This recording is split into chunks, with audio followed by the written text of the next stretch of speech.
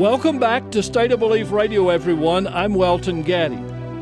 Muslim Advocates is an organization that works to guarantee freedom and justice for Americans of all faiths. This week, they released a comprehensive new report titled Click Here to End Hate, Anti-Muslim Bigotry Online and How to Take Action.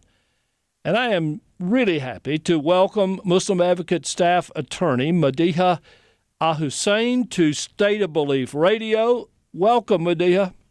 Thank you so much for having me. It's a pleasure. I have so much respect for you and for Farhana, who is the executive at Muslim Advocates, and I read through this report as soon as I saw it and knew that we had to cover it because it's absolutely a great report. It offers a thorough review of what's been going on, even though what's been going on is saddening. So would you talk about how bad it can get?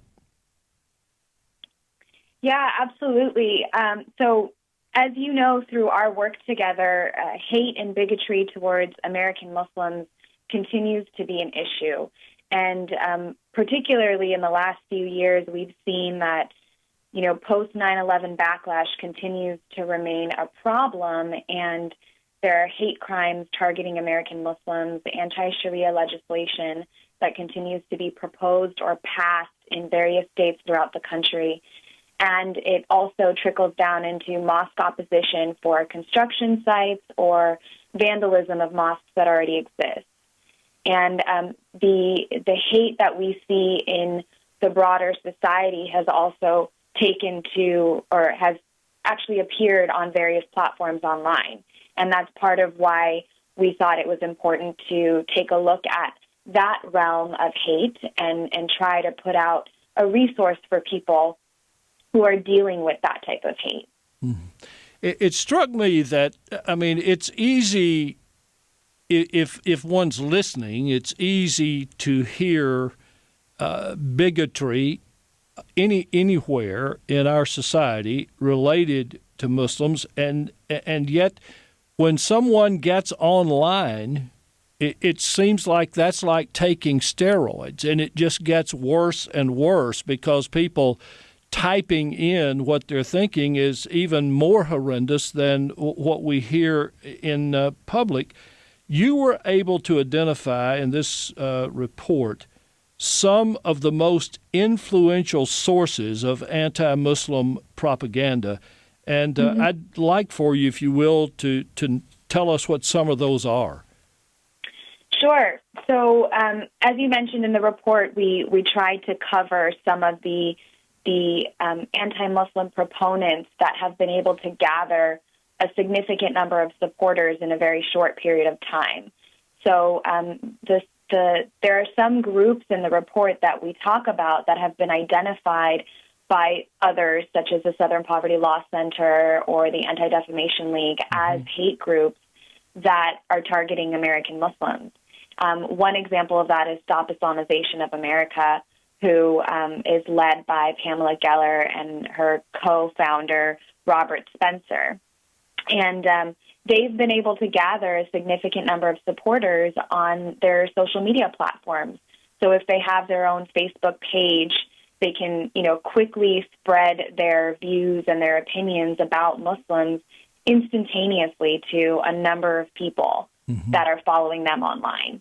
And that's just one example. And the report is designed to be basically a resource, but it only covers a few examples. There are numerous examples of hate and hateful groups, hateful views that are being spread online within just seconds to hundreds of thousands of people or even millions of people. Some of the statistics in this report are just staggering. For example, 49% of Americans believe Islam is incompatible with the American way of life. My question is, Madihha, do you see the online bigotry as the driving force behind that kind of statistic? I think that the online bigotry helps to perpetuate that type of hate. And what's interesting about the way that hate can spread quickly online is that it's almost in many ways permanent. People can go and find something that was posted from months ago or years ago online if the perpetuator or the proponent didn't take it down. It's instant and it can be permanent. And as you mentioned, sometimes people can type really hateful things online, and they're not as concerned about the implications of that hate because there's less identity associated with that person. There's anonymity that they can sort of hide behind when they're speaking online, and that helps to amplify the voices and the messages that they're intending to put out there online. Madihha, I know that it's almost impossible to read motivations and to incorporate that in polling data, but I can't understand what's driving people like Pam Geller. I mean, do they, in your opinion, do they really believe that Islam is incompatible with America? Do they really believe the fear that they try to engender in others, or is this about something else? And who's financing this?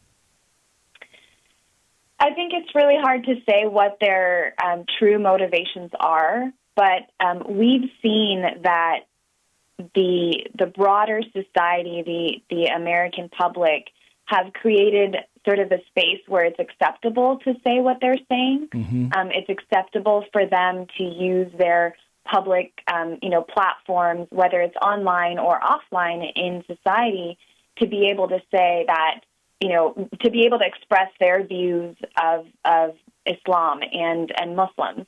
And the fact that they have such a strong following just makes it that much more concerning for us that, people are listening to them, people are hearing what they're saying, and it's on us to try to educate people and try to inform others that there are opinions about Islam that are not well founded or that are misinformed. Yeah. And as you may know, there's a significant amount of money that has been put towards these groups. They're well funded organizations and people that have been able to gather a significant amount of support because of the space that they're given, both online and offline, to talk about these things. And it's our goal to use a report like this and the other work that we and other organizations are doing, our allies like you guys and others,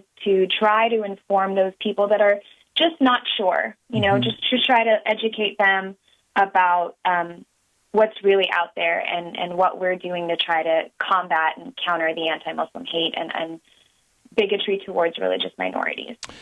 What's the greatest cause for concern when it comes to online hate and bigotry? The greatest cause for concern is that whatever we're seeing online has real-life consequences for people in their daily lives. When someone experiences hate online that's actually threatening their safety or endangering their life, we're concerned about how that can affect people. There are spaces online that have been created where people can actually threaten violence or encourage violence towards people. Some of the examples that we included in the report are ones that really point to the concern about threatening violence with, for example, the How to Wink at a Muslim photograph that was posted on Facebook by a county commissioner in Coffee County, Tennessee. That was with a man holding a shotgun, and the caption was "How to Wink at a Muslim." And we're concerned about how public officials or public figures they feel comfortable posting images like that online, and just leaving it up to others to react to that. And others can take that to mean actually advocating for violence against American Muslims in their communities or anywhere in America. Mm-hmm. And we're very seriously concerned about what implications that have for people in their daily lives. Madihha, are there cases where individuals have been targeted online for their Muslim faith and then implicitly viewers have been encouraged to take action against that person? In doing research for the report, we were only able to sort of provide a cursory overview of all the types of hate that are appearing online. So it's hard to say if there's a specific example that speaks mm-hmm. to what you just said. But, we have seen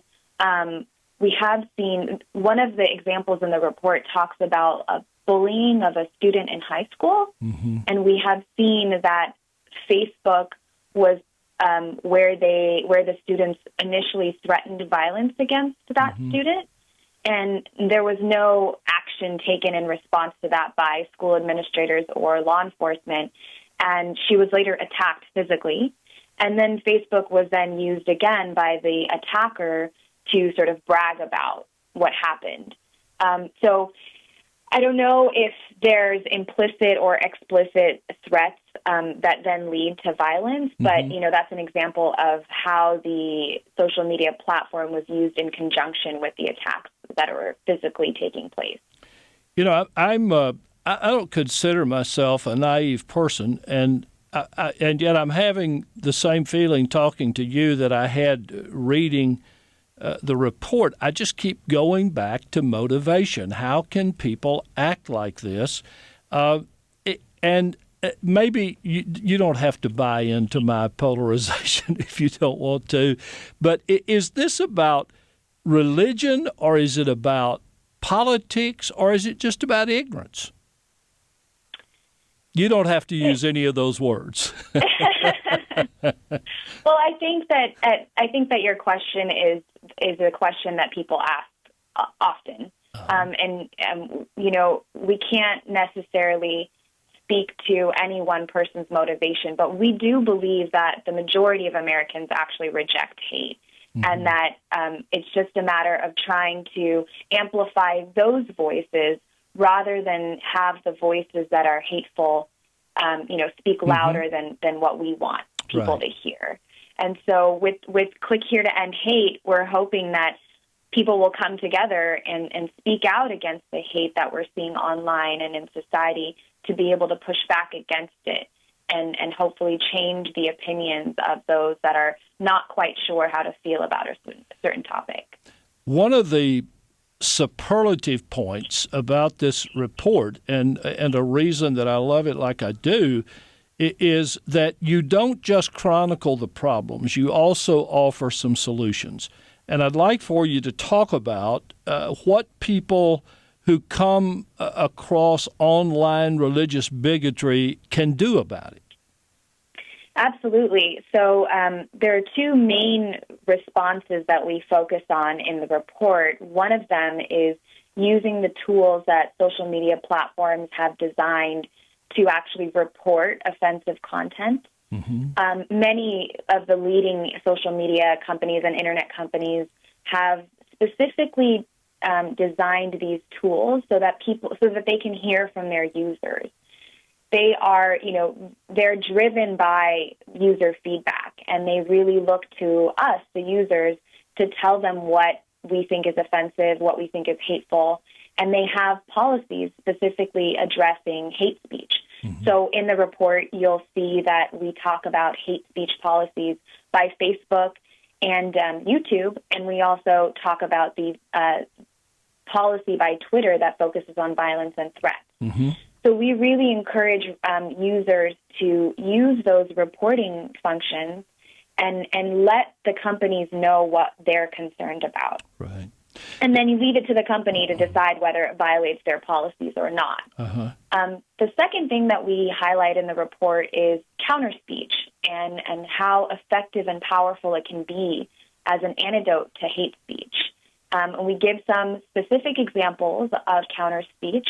One that occurred most recently with the announcement of Miss America 2014 when she won the crown, and how you can quickly transform a hate-fueled message into something productive and positive when you're using counter speech. Mm-hmm. And we really encourage people to use the social media platform as a way of educating others, and maybe using humor or ridicule to sort of lighten the topic, but also send a message. Yeah.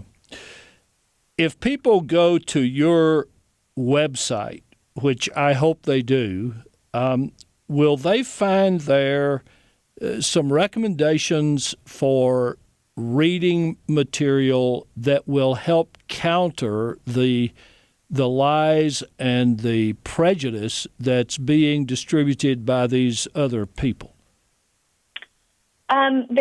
Our website definitely has resources that we direct people to learn more about our work, and also some of the work that our allies are doing. So we definitely hope that people will visit our website, and of course, if anyone has any questions or if they'd like to know more about what we do, we would love for them to reach out to us to find out more. And tell us the website, please. It's www.muslimadvocates.org. And what about listeners who want to get their hands on this report? Click here to end hate. Can they see it somewhere or get it somewhere?